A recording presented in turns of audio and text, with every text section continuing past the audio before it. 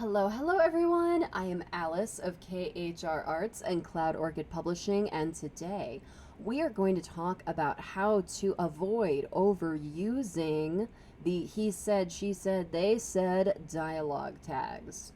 Now, first and foremost, you all might be thinking, what exactly are dialogue tags?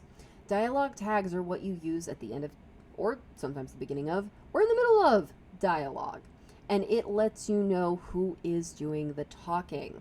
So, for instance, you'll have a piece of dialogue, Billy said, a piece of dialogue, Susie said. And while it's all well and good to have that once in a while where it's just that tag of so and so said, or even just the pronoun game of he said, she said, they said, whatever, just to keep it flowing so that your reader at least knows who is talking when overused, it can get very repetitive, as well as it can create what I like to call the snow globe effect, where you just have these talking heads and they could literally be anywhere, even a snow globe. And you really want to avoid that with your writing. So how exactly do we avoid overuse of these simplified dialogue tags and avoid the talking head snow globe effect? And the answer to that is add in action and details, especially environmental details. So a great way to be able to add characterization, environment, and action into these scenes where there's a lot of talking is to add that into the dialogue tags. And you can see that in a lot of my writing. So for instance, blah, blah, blah, Susie said. Instead of just saying Susie said, all right, let's look around. Where is Susie? Okay, Susie is out in a beautiful botanical garden having a picnic with her friends. There's a lot we can use there. So, dialogue, blah, blah, blah. Susie took a bite of her sandwich. You can totally have that as the ending dialogue tag, is that Susie is doing this action that reminds you of they're in the middle of enjoying a picnic. And that's what naturally in real life people do, is they are oftentimes doing other things while they're talking. They aren't just sitting there like this, like a robot, and just talking and not doing anything else. Think about what are your characters actually doing in this moment in time. How are they interacting with each other? How are they interacting with the environment around them, so that you can also bring the environment back in so that you don't have that snow globe effect where they could be literally anywhere. Another way to do that is having blah, blah, blah. Susie turned and saw a family of ducks swim past. And then maybe the conversation changes to talk about that, or maybe it shows that Susie is easily distracted as a character trait.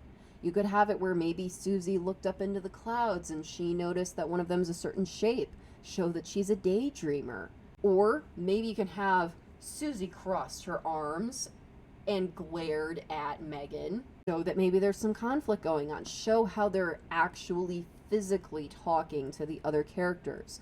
You can show that in facial expressions, in actions, all that kind of stuff, in order to add that emphasis. Because a lot of times people forget to do that and think that just adding 8 exclamation points to show that a character is angry and shouting, when you can use that in body language.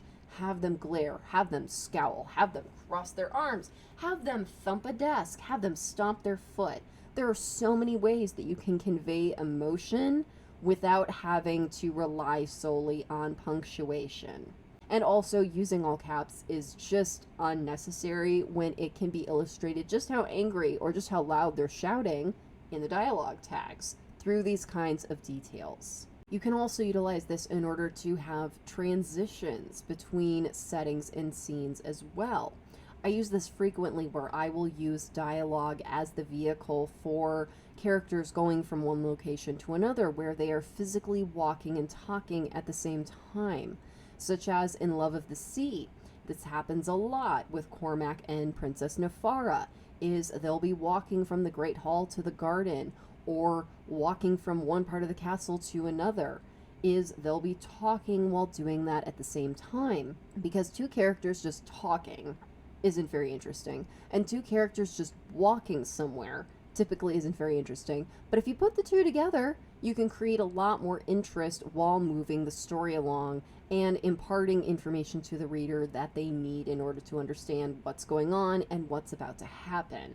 Allowing that to kind of do the double duty heavy lifting for you is a great way to combine those things. You can also, as I said, add environmentalism by talking about the environment around them. Have your character interact with the environment. Have your character pick a flower. Have your character shiver because it's cold. Have your character maybe take off an article of clothing because it's hot. Maybe have your character wipe sweat off their brow because it's hot. Or maybe have them shade their eyes because it's really bright out.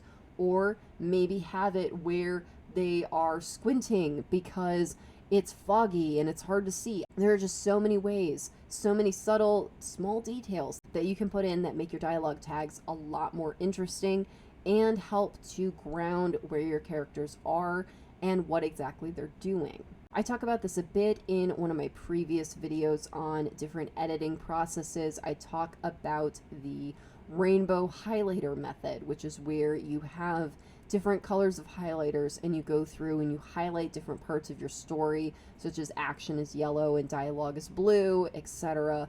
And if you have big chunks of writing that are all one color, you need to re-examine it and add more of the other colors in order to better balance your writing.